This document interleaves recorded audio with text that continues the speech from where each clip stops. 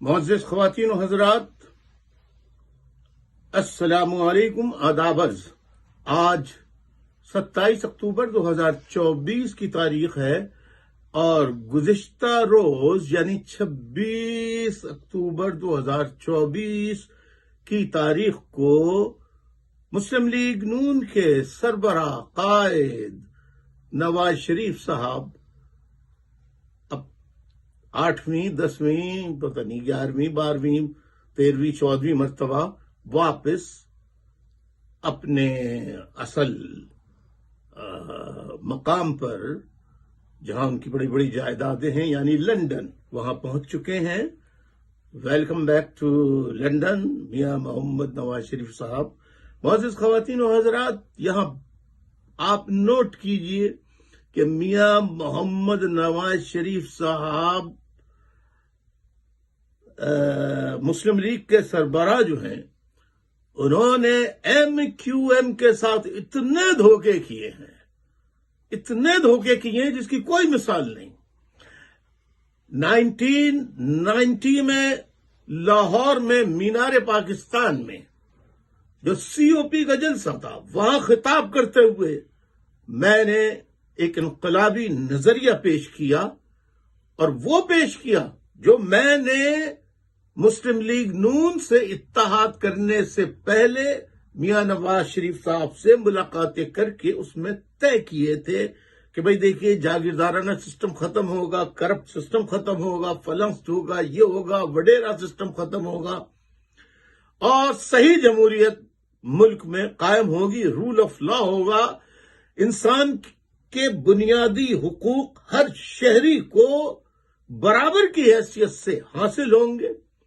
لیکن انہوں نے پھر 26 جنوری 1990 کو شارع قائدین پر میں نے ایشیا کی سب سے بڑی تاریخ کا جلسہ کراچی میں منعقد ہوا تھا، اس میں تمام لوگ شریک ہوئے تھے، پاکستان کے سارے لوگ، بہت سے لوگ اس میں اس وقت اس دنیا میں نہیں رہے، اللہ کو پیارے ہو گئے ہیں، اللہ ان کی مغفرت فرمائے،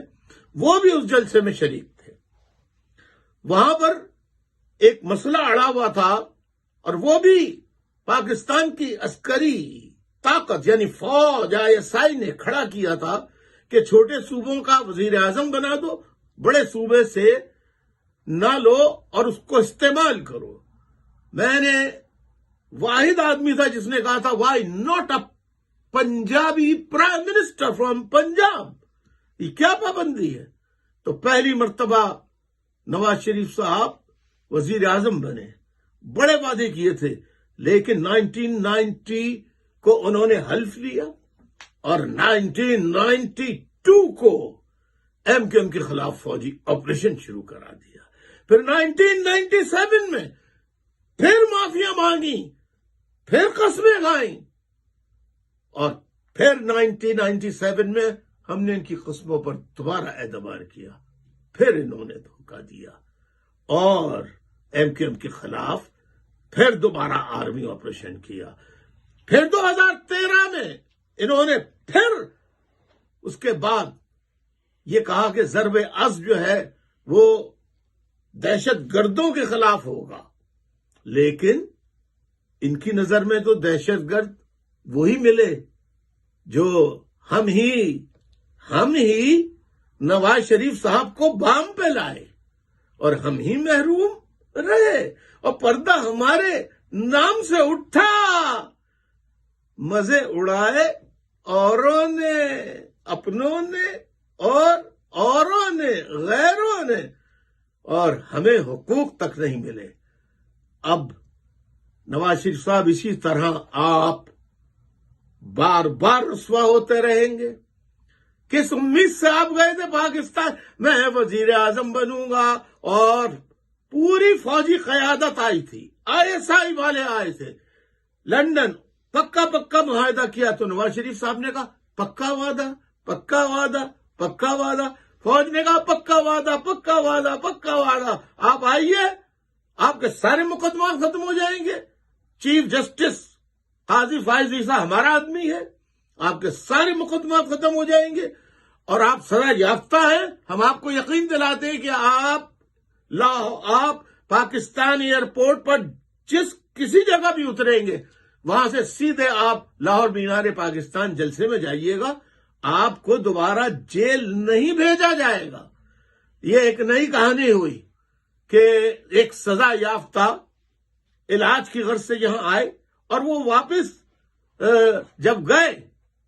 تو اس یقین دہانی پر کہ وزیر اعظم بنایا جائے گا، سارے مقدمات واپس ہو جائیں گے، جیل کی سزا بھی معاف ہو جائے گی، اور سیدھے نواز شریف صاحب ایئرپورٹ سے اتر کر سیدھے لاہور مینار پاکستان پر پہنچے اور بڑے نعرے لگے، نواز شریف کون بنے گا وزیر اعظم؟ نواز شریف، نواز شریف، نواز شریف، وزیر اعظم نواز شریف، بڑے بڑے نعرے لگے تھے۔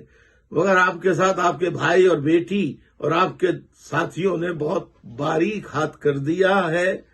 بالآخر مایوس ہو کر آپ بڑی افسوس کے ساتھ، بڑی اداسی کے ساتھ آپ نے دوسروں کا حق مارا، آپ کے اپنے گھر میں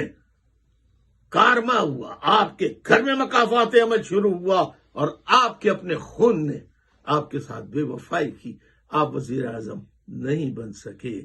اور بالآخر آپ کو اب فائز عیسی صاحب نہیں رہے چیف جسٹس تو آپ کو واپس آنا پڑا۔ اسی لیے میں نے اپنے ایک ٹویٹ پہ بھی کہا تھا، آج میں پھر دہرا دیتا ہوں، میاں صاحب ادب کے ساتھ، بہت ادب کے ساتھ آپ کی خدمت میں عرض ہے کہ آپ جہاز میں کیا گنگناتے ہوئے آ رہے تھے؟ نکلنا خلد سے آدم کا سنتے